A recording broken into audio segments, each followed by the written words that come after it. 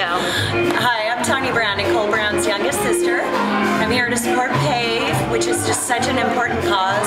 More people need to reach out and talk about sexual assault and domestic violence, talk about violence against women. I'm encouraging men to get involved and say that, you know, the violence against women has got to stop. That's being a true man. It's like coming forward and, you know, and just keeping our women safe, our children safe. It's so important.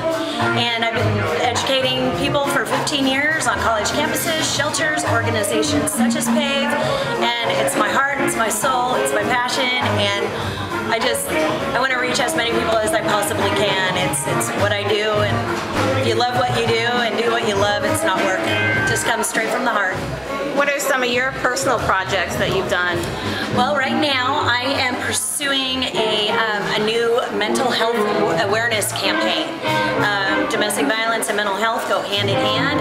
A lot of people become depressed and anxious, and they, you know, will self-medicate sometimes, and then they don't want to talk about their emotions.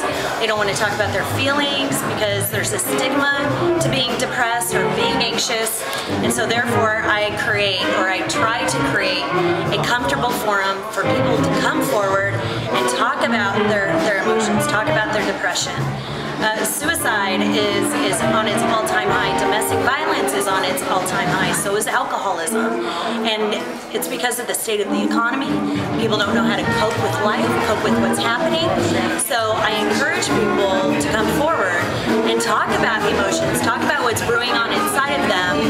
Because if they don't, everything that's being stuffed for months, for years, eventually has to come out in some sort of destructive behavior. So it's happened to me. I was hospitalized for 10 years. I was not, you know, as well as my family. We weren't allowed to grieve. We didn't have time to grieve. I had no grieving outlet. I kind of just dealt with the process. I didn't actually cope with the murder, but I dealt with it. And there's a difference.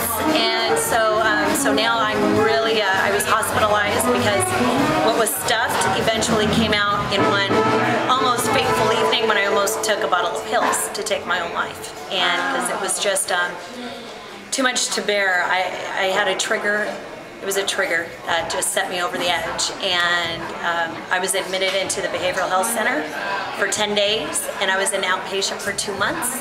And through that whole process, I learned that I had a lot of anger, had a lot of depression, I had a lot of anger that this happened to my sister, and other life experiences that I never dealt with. All came out in group therapy, in the process groups, and so I know it works. So I really want to encourage people to do the same. I know it works if you do the work. All right. Well, thank you for sharing. You're welcome. All right. You're welcome.